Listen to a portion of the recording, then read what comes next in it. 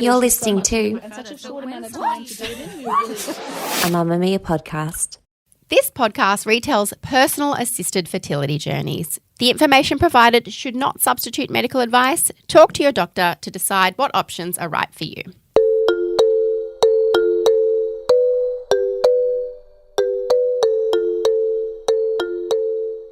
From Mamma Mia, welcome to Get Me Pregnant, your no BS guide to assisted fertility. I'm your host, Lee Campbell. Today we are talking about frozen embryos. For anyone on the IVF journey, frozen embryos are your lifeline if you want to have more children down the line. Embryo freezing gives you more chances to fall pregnant later without having to do another cycle of hormone stimulation.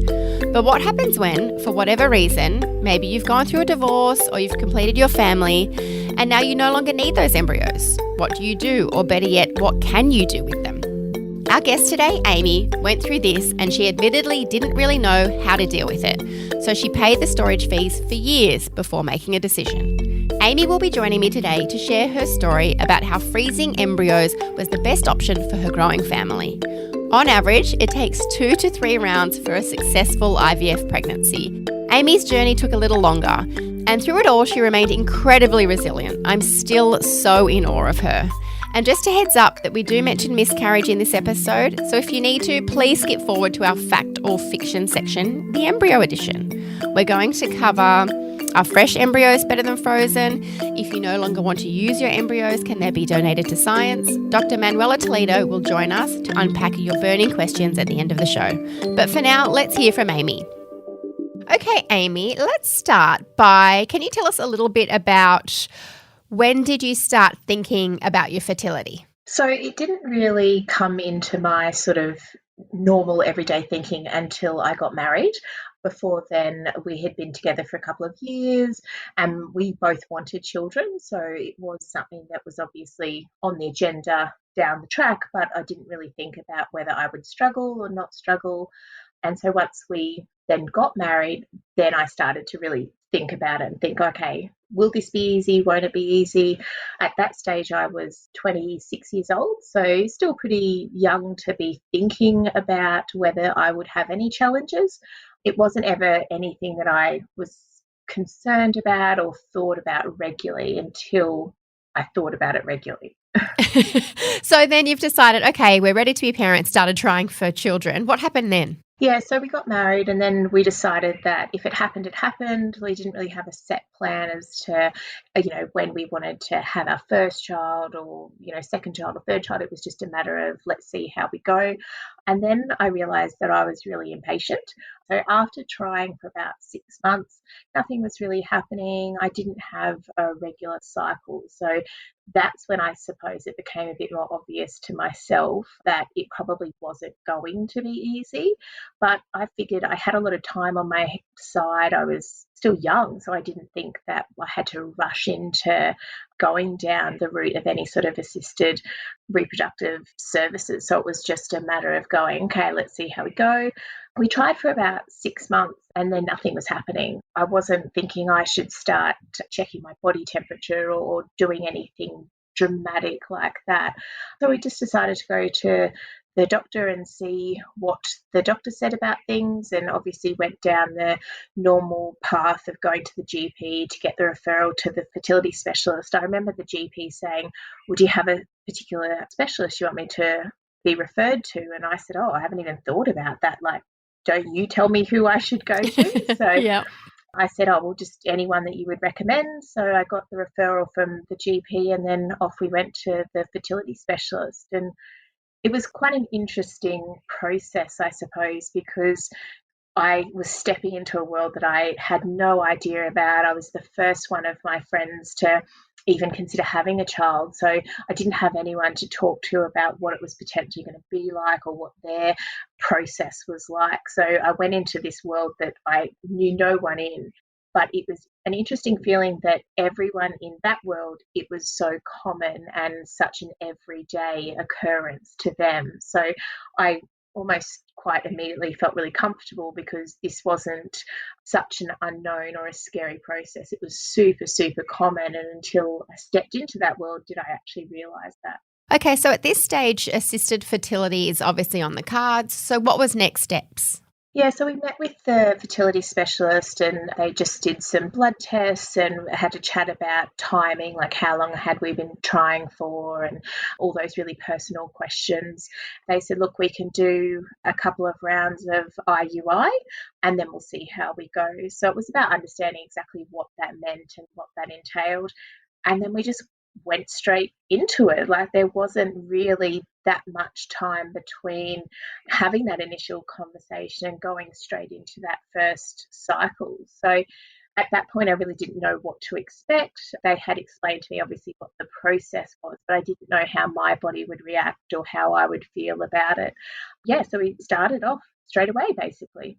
Okay, and so that was a round of IUI or IVF? So we did 2 rounds of IUI and I remember the fertility specialist saying, look, you can keep going down this track and we can do more rounds of IUI, but you might as well just go straight to IVF. And we went, okay, you're the expert, we'll do what you say. So we then started our first round of IVF.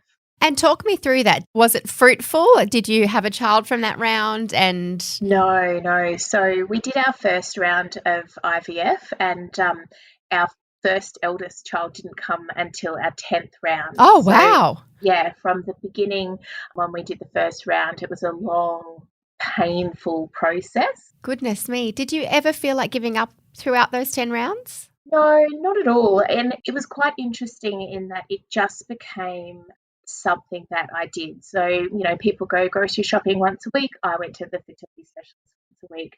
I'd schedule work meetings around my doctor's appointments. I'd, jump on a bus in the city and go up to the hospital in my lunch break and get my drugs or have my scan or go and see the specialist and then pop back down to work like nothing had happened.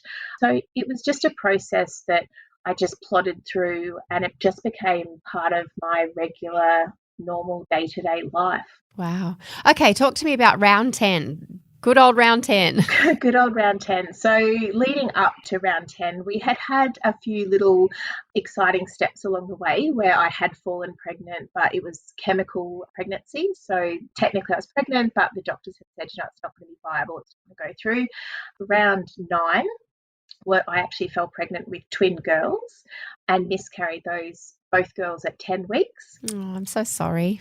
Thank you. So if anything, that just spurred me on because I knew it could happen. It was just a matter of getting the right one to stick. So round 10, I remember, it was quite standard. It was a frozen embryo. So from the same round as the twins before, we put 2 frozen embryos back in. I, still remember not being able to wait the 2 weeks after the transfer to do the pregnancy test. And it was sort of a couple of days in and it was almost quite a psychological thing, like knowing that you're not going to see anything on a pregnancy test that early, you'd still do it anyway. Mm-hmm. So I did it and I was like, okay, if there's nothing really there that you can see. And then a few days later, I'd do another one. And I remember looking at going, I think I can see 2 lines, but I'm really not 100% sure. And then you'd sort of hold the pregnancy test over a light because you'd be able to shine the 2 lines better through a light. And you're like, yep. I think there's something there. And so then we got to do the pregnancy test where the 2 lines came up and I thought, okay, this is positive. This is it.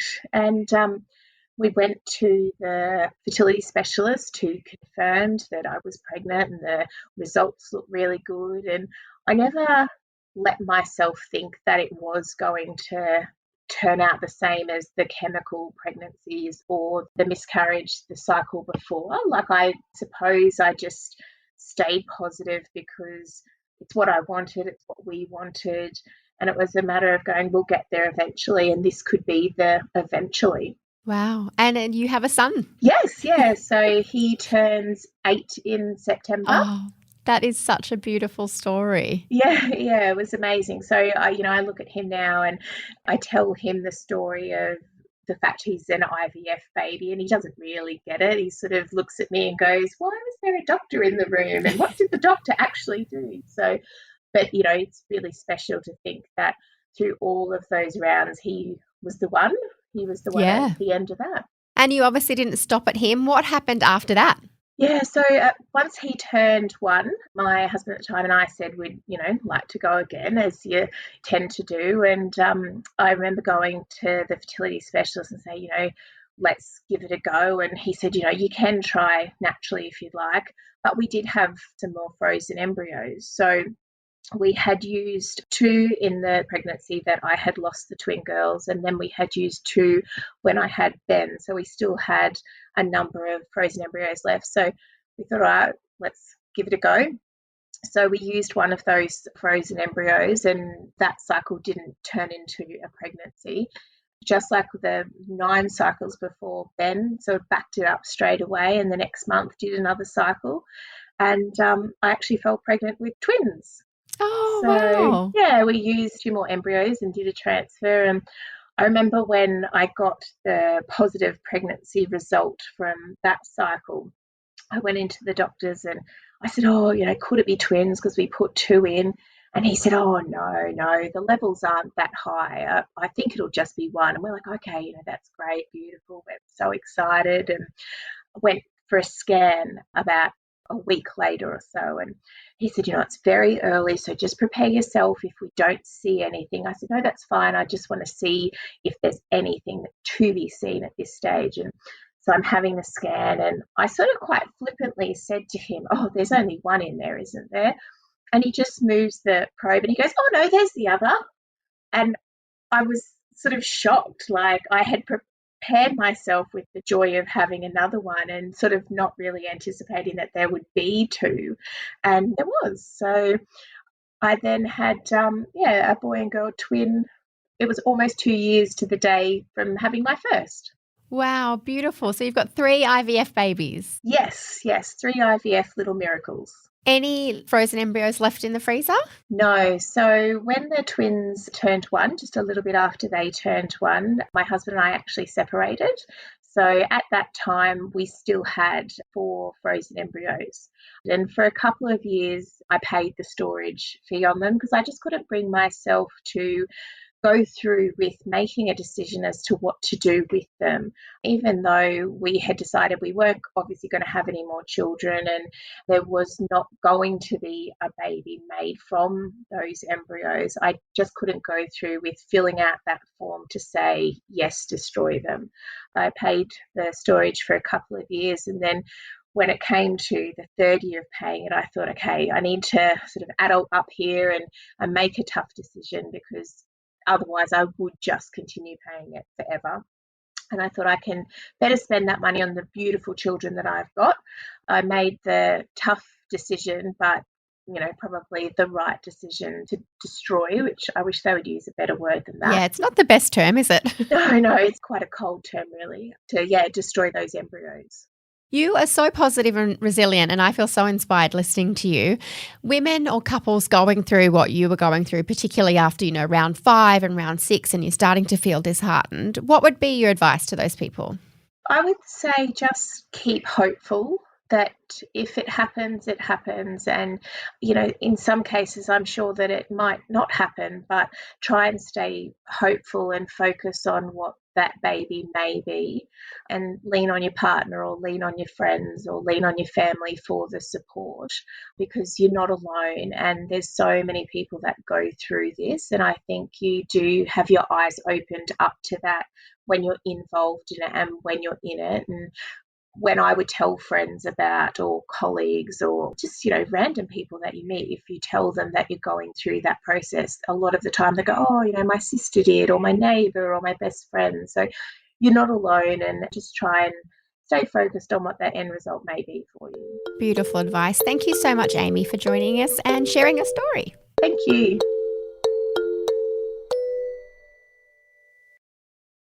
Dr. Manuela Toledo joins me now for Fact or Fiction to debunk some of the myths you might hear when it comes to frozen and fresh embryos. Manuela, welcome back to the show. So, fact or fiction, fresh embryos are better than frozen ones? That's a really great question, and it really depends on what you're in when we answer that question.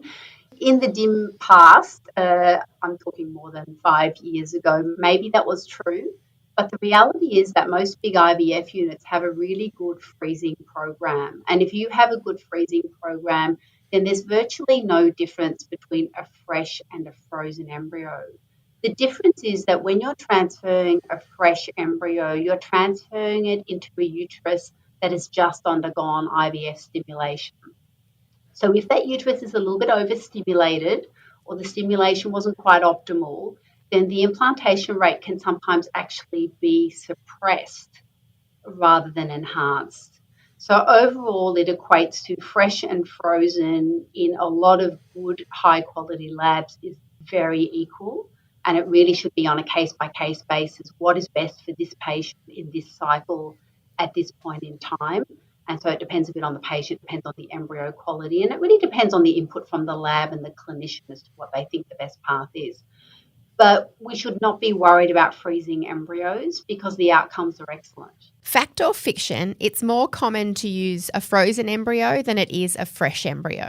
I think that's probably true because there are more frozen embryos, generally speaking, than there are fresh. So if you do a stimulation cycle, you may well have one fresh embryo transfer.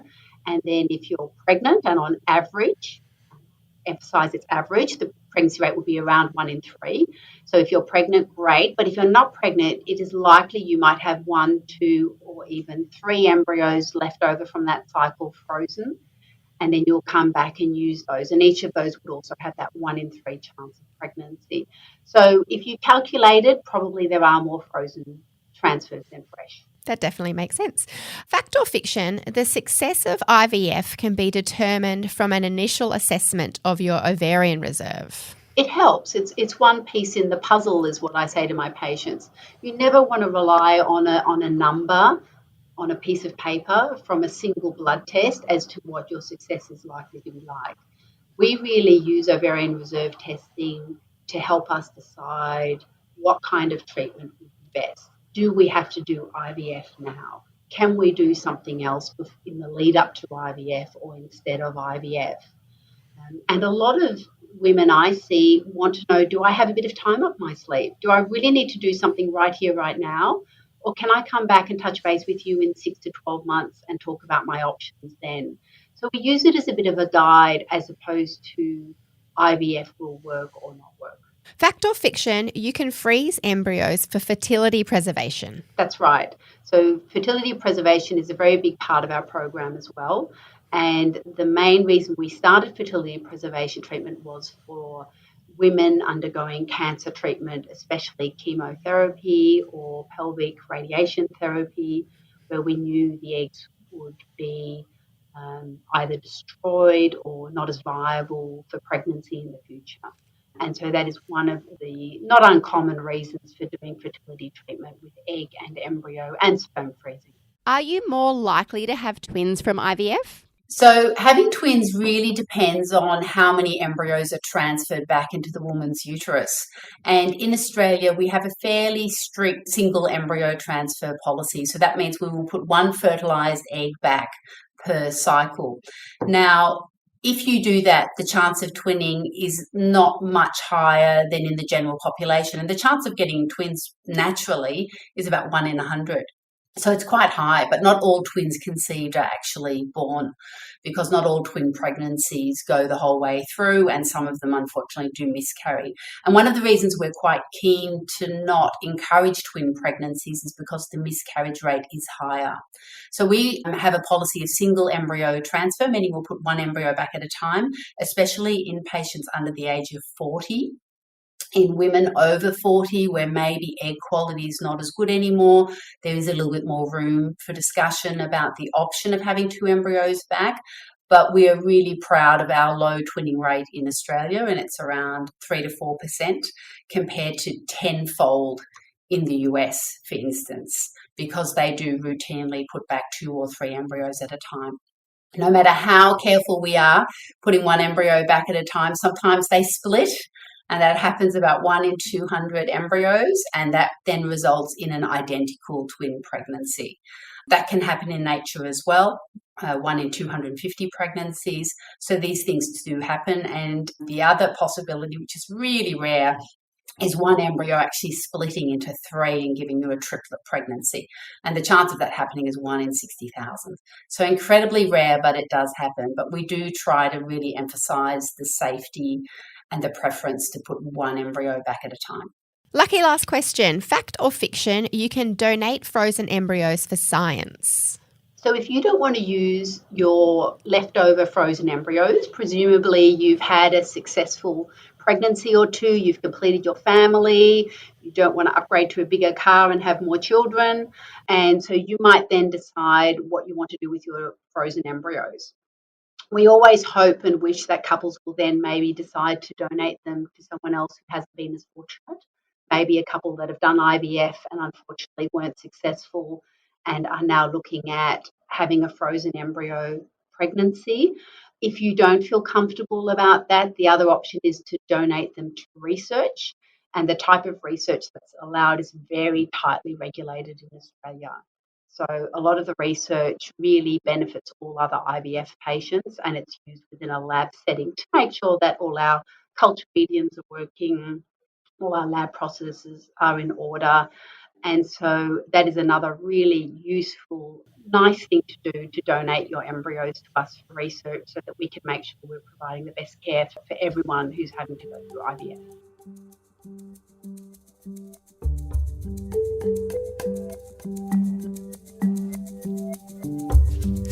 Thank you for listening to Get Me Pregnant. We hope you enjoyed hearing stories from resilient women who have been through it firsthand. And from one mother in waiting to another, I wish you all the best on your journey ahead. If you enjoyed this episode and our last season, give us a rating or a review wherever you listen to your podcasts.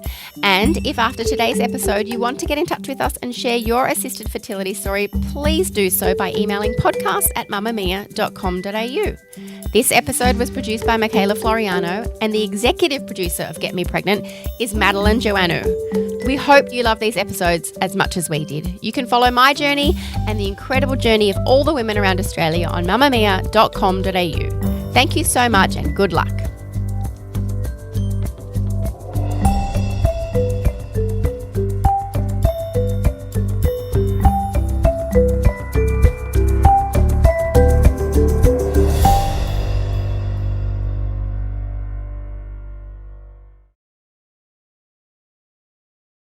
Mamma Mia acknowledges the traditional owners of the land we have recorded this podcast on, the Gadigal people of the Eora Nation. We pay our respects to their elders, past and present, and extend that respect to all Aboriginal and Torres Strait Islander cultures.